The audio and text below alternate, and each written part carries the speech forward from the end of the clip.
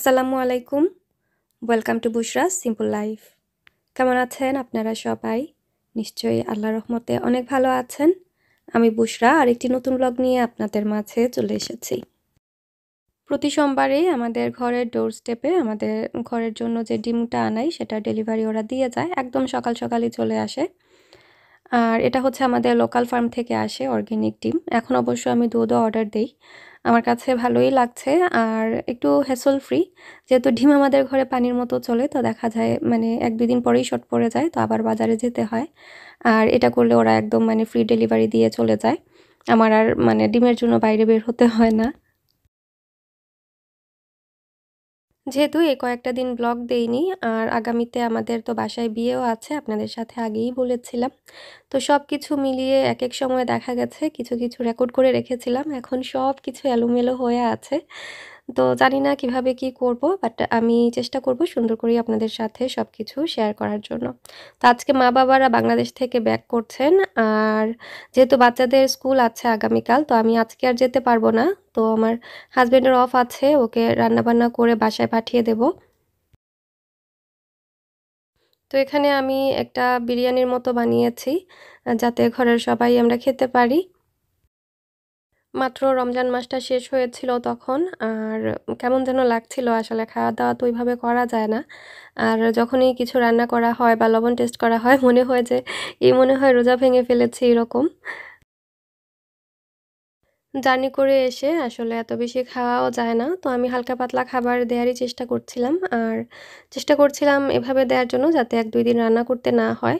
তো এখানে করলা ভাজি করছিলাম আলু দিয়ে, আর এদিকে একটা চিকেন কারিও বসিয়েছি।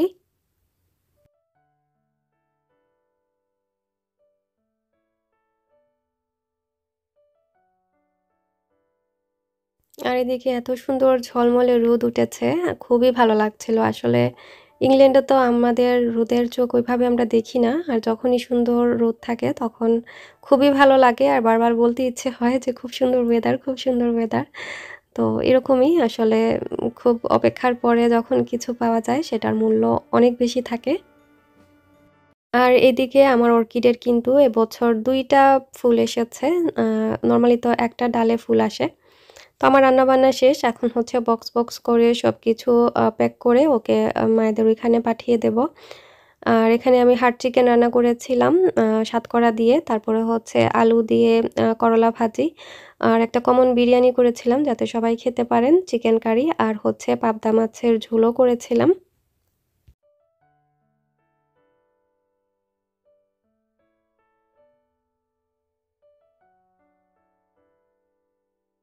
খালিও রয়েছে, ডাইল রয়েছে ফ্রিজও, এগো হার্ড চিকেন হাত করা দিয়া, আর বেবি চিকেন যেগুলো রান্ধিছি দেখো ওগো গরম রয়েছে, সো আমি এর লাগে ডেক সহ দিলাইরাম।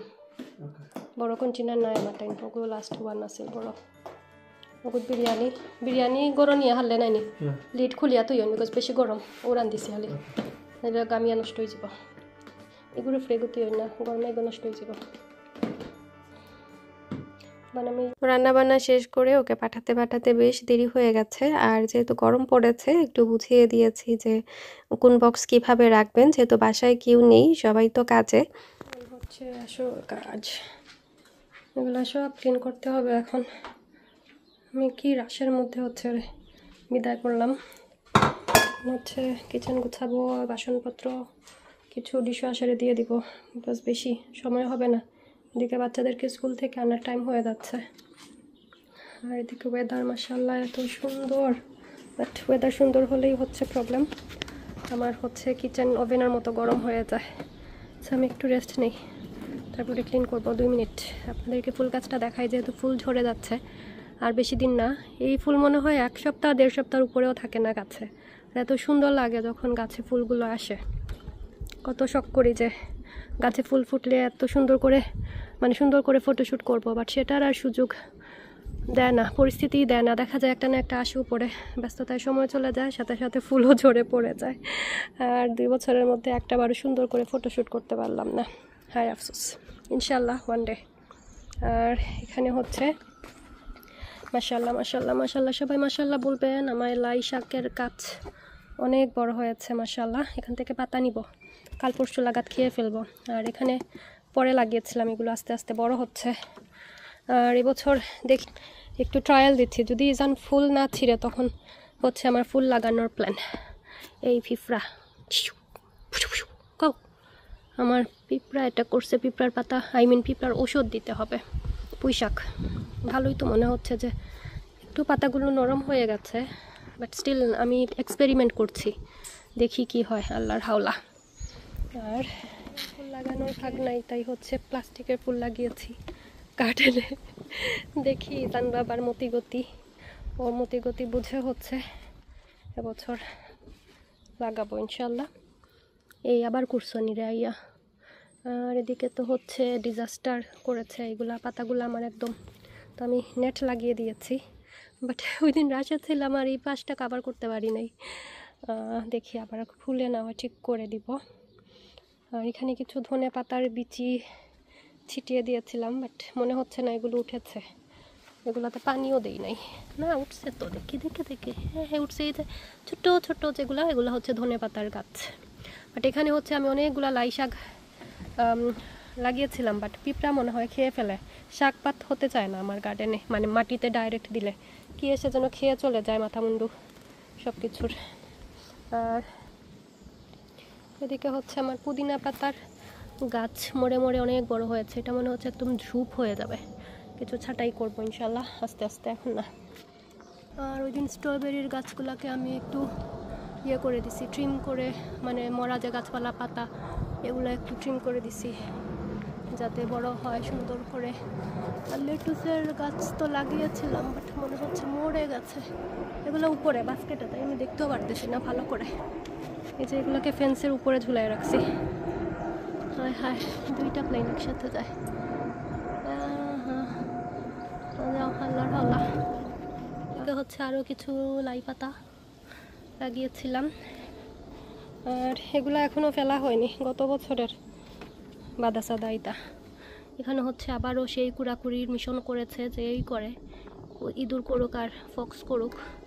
এখানেও আমার অনেকগুলা গাছ মেরে ফেলছে, বাট পরে আমি এই যে আমার আবিষ্কার নেট এভাবে লাগিয়ে দিছি, এখন দেখি সারভাইভ করে কি না।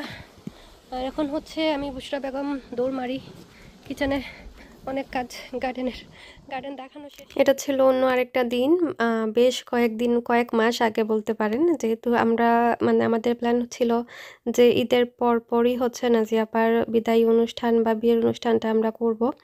তো মানে যখনই যা সম্ভব হচ্ছিল সব কিছু টুকটুক করে শপিং করা চলছিল। তো এটা নাজিয়াপা অর্ডার দিয়েছিলেন ফাইজা শাকলাইন থেকে। তো কামিজটা চলে এসেছে, এটা মেহেদির জন্য অর্ডার দেয়া হয়েছে। আমরা একটা মেহেদির অনুষ্ঠান করব ওনার জন্য। তো ড্রেসটা অনেক সুন্দর, উনি অবশ্য আগে দেখেছেন। তো আমি যেহেতু বাসায় এসেছি বলছিলেন যে দেখো কেমন হয়েছে, তো আমি একটু খুলে দেখছিলাম। এটা ছিল ওড়না, খুবই খুবই খুবই সুন্দর, আর খুবই লাইট একটা গ্রিন বা মিন্ট গ্রিন বলতে পারেন। কামিজটা খুবই সুন্দর ছিল। কামিজ আসলে বলবো না, লং গাউন টাইপের আর কি ড্রেসটা। ওড়নাটা অনেক সুন্দর ছিল। যেহেতু রমজানের পরেই হচ্ছে বিয়ের অনুষ্ঠান, তো আসলে যেভাবে প্ল্যানিং করার কথা ছিল বা সব কিছু অর্গানাইজ করার কথা ছিল, ওইভাবে কেউই আমরা সময় দিতে পারছিলাম না, রমজান নিয়েই ব্যস্ত ছিলাম। আর পুরোটা রমজানে তো আমাদের মানে বাচ্চাদের স্কুলও খোলা ছিল, তো সে কারণে দেখা গেছে যে খুবই ব্যস্ত একটা সময় আমরা পার করেছি। তাছাড়া কনে তো মানে চ্যারিটির জন্য মানে কাজ করেন, দ্য ডেট প্রজেক্ট। তো দেখা গেছে রমজানে তো ওনাদের মানে একদম অবস্থা খারাপ থাকে, খুব বেশি বিজি থাকেন, তো সবাই আমরা বিজি ছিলাম। তারপরেও টুকটাক মানে যেগুলো আমাদেরকে দিয়ে করানো সম্ভব হয়েছে সেগুলো আমরা একটু আগিয়ে রেখেছি। তার উপরে বড় কথা, মা বাবারাও দেশে চলে গিয়েছিলেন, আর বাসায় মুরব্বি না থাকলে আসলে কিছুই ভালো লাগে না। তো আমাদের কাপড় চোপড়ের কালার কোড দেয়া হয়ে গেছে, নাজিয়াপা চুজ করেছেন যে আমরা কখন কি পরবো, কালার আর কি দেয়া হয়ে গেছে মেহেদির জন্য আর বিয়ের জন্য। তো আমরা চেষ্টা করছিলাম ওই থিম অনুযায়ী সব কিছু শপিং করার জন্য, আর দিনে রাতে আসলে কাপড় দেখতে দেখতে মাথা নষ্ট। আর গ্রিন স্ট্রিটের শপিংয়ে গেলে আসলে ভালো কাপড় খুঁজে পাওয়া যায় না, আর যেগুলো আছে ওইগুলো বেশিরভাগই হচ্ছে ইন্ডিয়ান স্টাইল, আর আমাদের সবারই হচ্ছে পাকিস্তানি ড্রেসগুলোই বেশি পছন্দের। তো এই যে এটা ছিল কিন্তু লং ড্রেসটা খুবই খুবই সুন্দর ছিল। আসলে তো ওইভাবে বোঝা যাচ্ছে না, সরাসরি এটা অনেক সুন্দর। আর ইলফুড লেইনে পাকিস্তানি ড্রেসগুলো পাওয়া যায়, বাট ডিজাইনার কাপড়গুলো খুবই কম পাওয়া যায়। আর সে কারণেই হচ্ছে আমরা প্রেফার করি একদম ডাইরেক্ট পাকিস্তান থেকেই কাপড়গুলো নেয়ার জন্য। এতে করে শিপিং কস্ট একটু বেশি পড়লেও আপনার অরিজিনালটা আপনি পেয়ে যাচ্ছেন। প্লাস হচ্ছে যেই মানে ব্র্যান্ডের নিতে চাইছেন ওইটাও পাওয়া যায়।